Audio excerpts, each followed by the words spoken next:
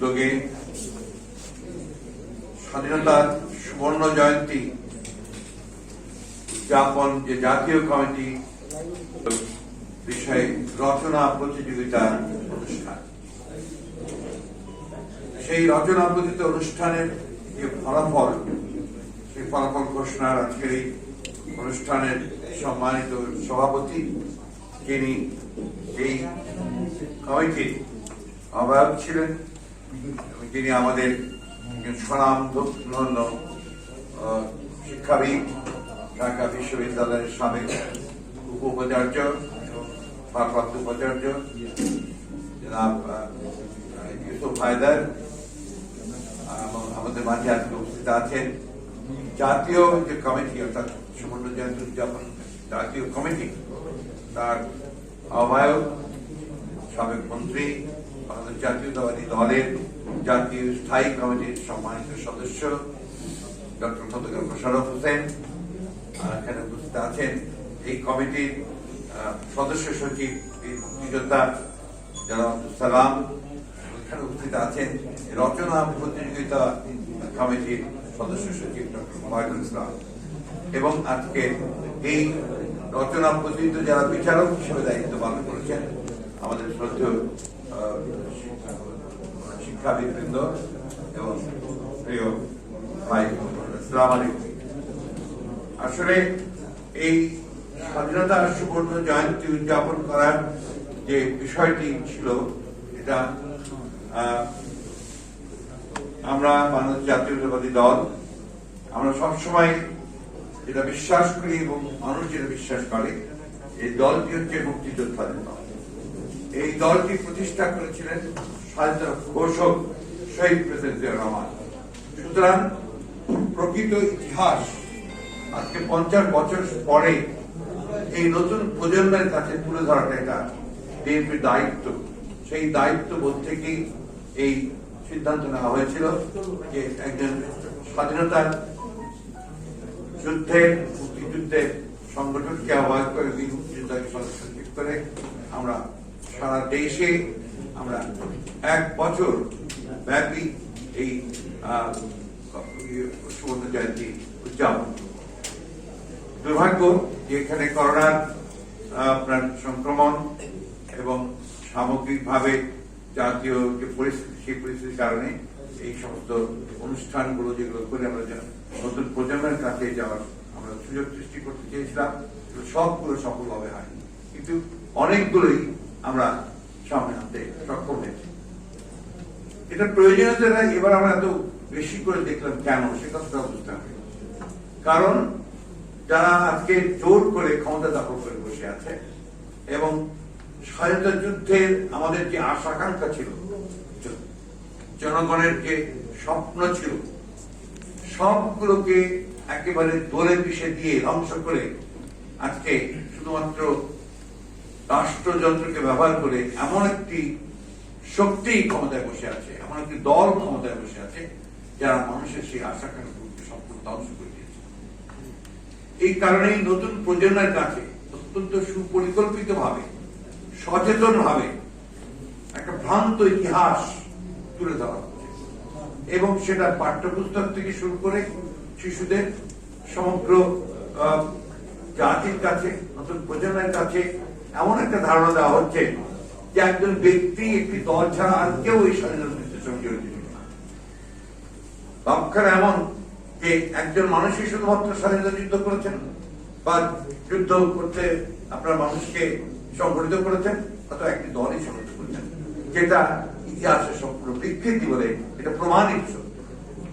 আজকে যারা যুদ্ধ করেছেন, যারা যুদ্ধের সময় প্রাণ দিয়েছেন, বিসর্জন করেছেন, ত্যাগ স্বীকার করেছেন, নেতৃত্ব দিয়েছেন, যারা মুক্তিযুদ্ধের ঘোষণা দিয়ে শহীদ প্রেসিডেন্ট জিয়াউর রহমান, যিনি সমগ্র জাতিকে ঝাঁপিয়ে পড়তে অনুপ্রাণিত করলেন, যার যে কারণে মুক্তিযুদ্ধ সংগঠিত হলো, সেই মানুষটিকে, সেই মহান ব্যক্তিটিকে সম্পূর্ণ ইতিহাস থেকে মুছে দেওয়ার একটা প্রচেষ্টা চালানো হচ্ছে, এবং এটা অত্যন্ত সচেতন ভাবে করা হচ্ছে, কনসার্টেড ওয়েতে করা হচ্ছে।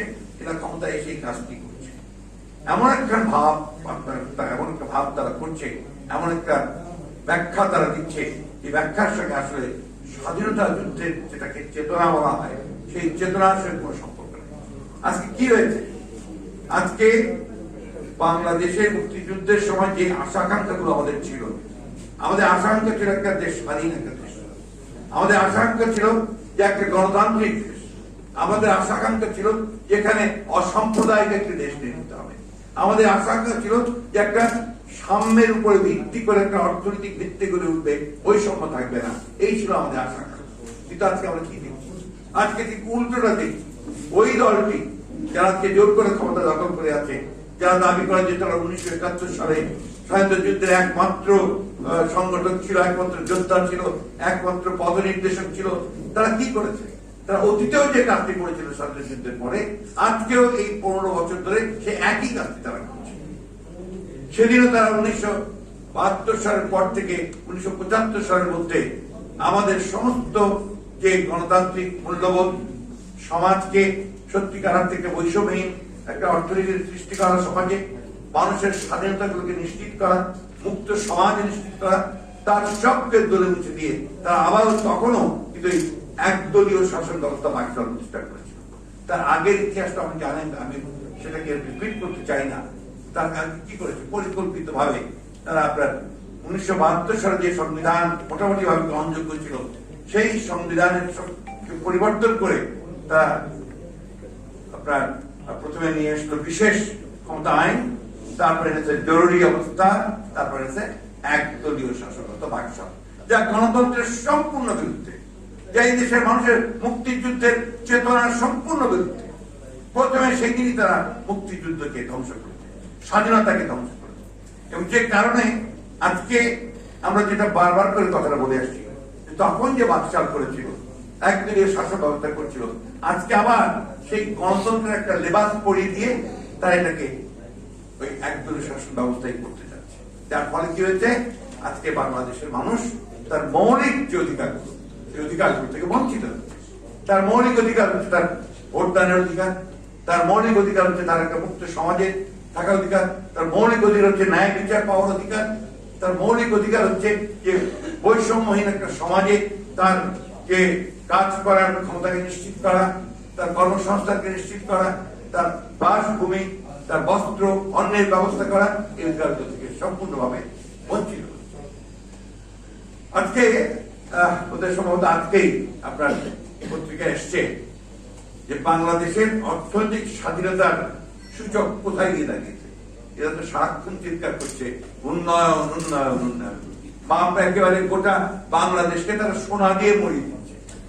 এই উন্নয়নের যে সূচক, আপনার হেরিটেজ ফাউন্ডেশন বলে একটা আন্তর্জাতিক সংস্থা আছে যারা এই বিষয়গুলোকে জরিপ করে, সেই জরিপে তারা বলছে যে 2022 সালে যে এখন বাংলাদেশের অবস্থা হচ্ছে 137তম স্থানে, 177টির মধ্যে, 177টি দেশের মধ্যে বাংলাদেশের অবস্থা হচ্ছে 137তম অবস্থান।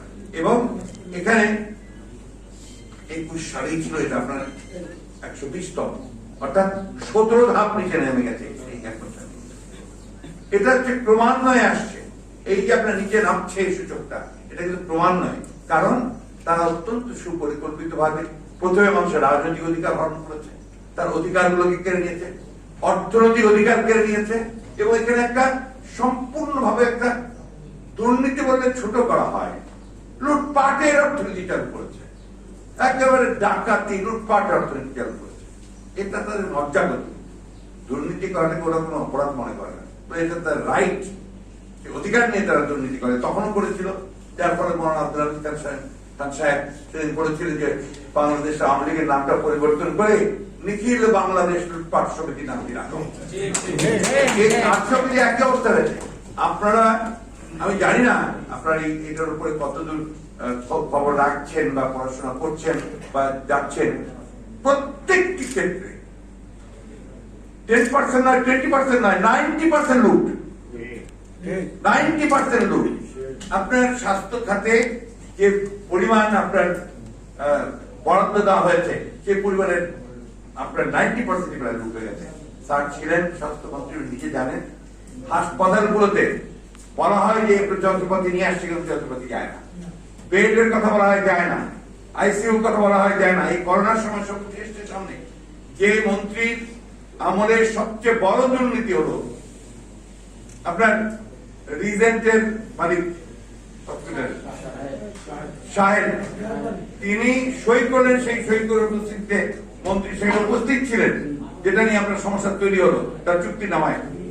তার যে হলো মন্ত্রী কিচ্ছু হলো না, মন্ত্রী ভালো চোখে বসে আছে এবং সমস্ত সচিব বল অন্যান্যরা একজন ড্রাইভার স্বাস্থ্য বিভাগে তার 400 কোটি টাকার সম্পদ।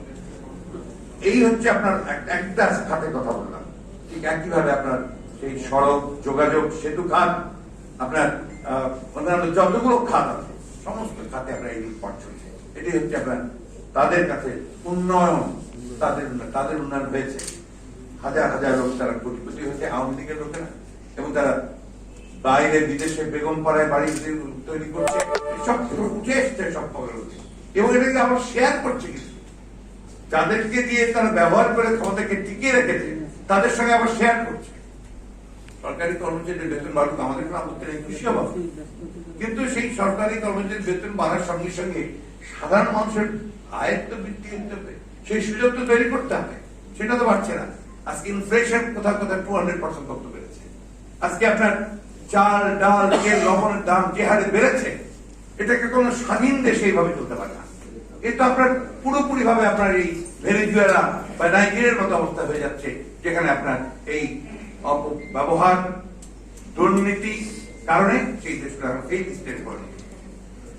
আজকে আমরা যখন সুবর্ণ জয়ন্তী আপনার এই রচনা পত্রিকার কথা আপনার এখানে আপনার ফলাফল ঘোষণা করা হলো, সেই সময় আমাদের সবসময় একটা কথা বারবার করে ধরে বর্ণনা করা উচিত যে এই দেশটি স্বাধীন হয়েছিল জনগণের অধিকার রক্ষার জন্য। এই দেশের মানুষ যুদ্ধ করেছিল তাদের অধিকারগুলোকে রক্ষা করবার জন্য। এই দেশের মানুষ যুদ্ধ করেছিল একটা স্বাধীন মুক্ত সার্বভৌম একটা বৈষম্যহীন একটা অর্থনীতি পাবে বলে। শহীদ প্রেসিডেন্ট জিয়া রহমান সেই লক্ষ্যে কিন্তু তিনি এই যুদ্ধ শুরু করেছিলেন, মানুষকে অনুপ্রাণিত করেছিলেন, এবং একটা নতুন দর্শন, একটা নতুন জীবন বোধ তিনি কিন্তু জনগণের সামনে তুলে ধরতে সক্ষম হয়েছে। সেটা কি? একটা বাংলাদেশি জাতীয়তাবাদ, যেখানে সকলকে ইনক্লুসিভ, সকলকে নিয়ে একটা রাষ্ট্র গঠন করা, এবং সেই রাষ্ট্রে মানুষের সমৃদ্ধি অর্জন করা, এবং সেখানে শুধু পুরুষেরা নয় মহিলাদেরকে সে একইভাবে নিয়ে এসছেন।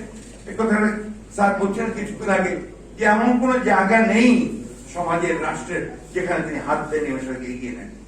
1974 সালে আওয়ামী লীগ সরকার আমাদের একটা দুর্ভিক্ষ হয়েছিল, ভয়াবহ দুর্ভিক্ষ। আমরা আগে দুর্ভিক্ষ দেখিনি, আমাদের জেনারেশন আমরা এই প্রথম দেখলাম, এবং সেটা কি দেখলাম না রাস্তার মধ্যে পড়ে আছে। আমরা দেখলাম যে রংপুরের বাসন্তী তার লজ্জা নিবারণ করবার জন্য এক টুকরো কাপড় পায়নি, তাকে মাছ ধরার জাল দিয়ে লজ্জা নিবারণ করতে হয়েছে। আমরা দেখেছি মানুষের কুকুর একসাথে রুটি কামড়া কামড়ি করে ফেলেছে, চোখের সামনে দেখা আমাদের। সেই অর্থনীতি, সেই অবস্থা থেকে রহমান সাহেব, তা আমি বলি যে একটা অলৌকিক শক্তি দিয়ে, একটা অলৌকিক ক্ষমতা নিয়ে তিনি সবকিছু পাল্টে দিয়েছিলেন, এবং তার 1 বছর পরেই এই দেশ খাদ্যের স্বয়ংসম্পূর্ণ বেশি উৎপাদন করতে সক্ষম হয়েছিল তিনি আসার পরে, এবং কৃষিতে বিপ্লব সংঘটিত হয়েছিল। একই সঙ্গে জিয়া রহমান সাহেব আসার পরে তিনি শিল্পে বিপ্লব ঘটিয়েছিলেন। কোন জায়গায় না আপনার যেখানে যাবেন সেখানে তার হাতের ছাপ দেখতে হবে। আমি বক্তব্য দীর্ঘ করবো না, আমি এই কথাটা আপনাদেরকে বলতে চাই। আজকে একটা ভয়াবহ অবস্থা চলছে। আপনারা দেখুন আওয়ামী লীগের নেতারা, বিশেষ করে আমাদের আওয়ামী লীগের সাধারণ সম্পাদক এবং যুগ্ম সাধারণ সম্পাদক, একজন ছিলেন আপনার মন্ত্রী সেতু বিভাগের, আরেকজন একটা তথ্য মন্ত্রী, তারাই দুজনে আজকে বেশি কথা বলেন আর অন্যান্যরা কথা কম বলছেন। এমন ভাবে কথা বলেন যে কথাগুলো শুনলে মনে হয় যে আসলে আপনার যে পরের গানে আপনার চলতে থাকে না, আপনার দেখছেন তো করেন রেকর্ড চলতে থাকে, কাটা রেকর্ডটা যেটা থাকে ওই এক কথা, আর সমস্ত কথার মূল কথা হচ্ছে বিএনপি। বিএনপি নাকি নাই, বিএনপি সারাক্ষণ কথা বলেন কেন? বিএনপিকে তো ভয় পান কেন? প্রতি মুহূর্তে একটাই কথা যে বিএনপি গণতন্ত্র মানে না, ভূতে ভূতে রাম নাম। আওয়ামী লীগের লোকেরা যখন গণতন্ত্রের কথা বলে, গণতন্ত্রকে ধ্বংস করেছে, তার নির্বাচন ব্যবস্থাকে ধ্বংস করে দিয়েছে, মানুষের আস্থা নির্বাচনের উপর থেকে চলে গেছে। তো কথা বলতে শুরু করেছে কয়েকদিন আগে আপনাকে আমরা সার্চ কমিটিতে নাম দিইনি কেন। এটা তো আপনার মানে ফার্স্ট শুধু না, এটা একটা আপনার জনগণের সঙ্গে চরম প্রতারণা। আমরা বিগত নির্বাচনগুলোতে দেখেছি একইভাবে যে তারা তাদের ক্ষমতাকে রাখার জন্য তাদের সমস্ত লোকজন দিয়ে তারা তৈরি করে এই ইলেকশন কমিশন, তারা দিয়ে নির্বাচন করে ওইটাই বলে যে আমরা তো জিতে গেছি, আমরাই এসেছি, এখানে গণতন্ত্র পাতা। বন্ধুগণ, আমি অত্যন্ত পরিষ্কার করে আজকে আপনাদের সামনে বলতে চাই, এই দেশের জনগণ আর সেই ফাঁদে পা যাবে না। এই দেশের জনগণ গণতন্ত্রকে ধ্বংস করবার আওয়ামী লীগের যত পরিকল্পনা আছে সবকে তারা ধ্বংস করে দেবে, নষ্ট করে দেবে, এবং অতীতের যে ঐতিহ্য সেই ঐতিহ্য নিয়ে তা আজকে উঠে দাঁড়াবে, অবশ্যই উঠে দাঁড়াবে। এবং এই ভয়াবহ গণতন্ত্র বিরোধী, বাংলাদেশের মানুষ বিরোধী, স্বাধীনতা বিরোধী শক্তিকে রুখে দেওয়ার জন্য তারা ঐক্য সৃষ্টি করে, জাতীয় ঐক্য সৃষ্টি করে একটা নিরপেক্ষ নির্বাচনের মধ্যে, নিরপেক্ষ নির্বাচনকারী নিরপেক্ষ সরকারের অধীনে নির্বাচনের মাধ্যমে জনগণের পার্লামেন্ট, জনগণের শাসন প্রতিষ্ঠা করবে ইনশাআল্লাহ। আজকের দিনে আমি আপনাদের যারা অংশগ্রহণ করেছেন এই প্রতিযোগিতায় তাদেরকে অভিনন্দন জানাচ্ছি, যারা এর সঙ্গে কাজ করে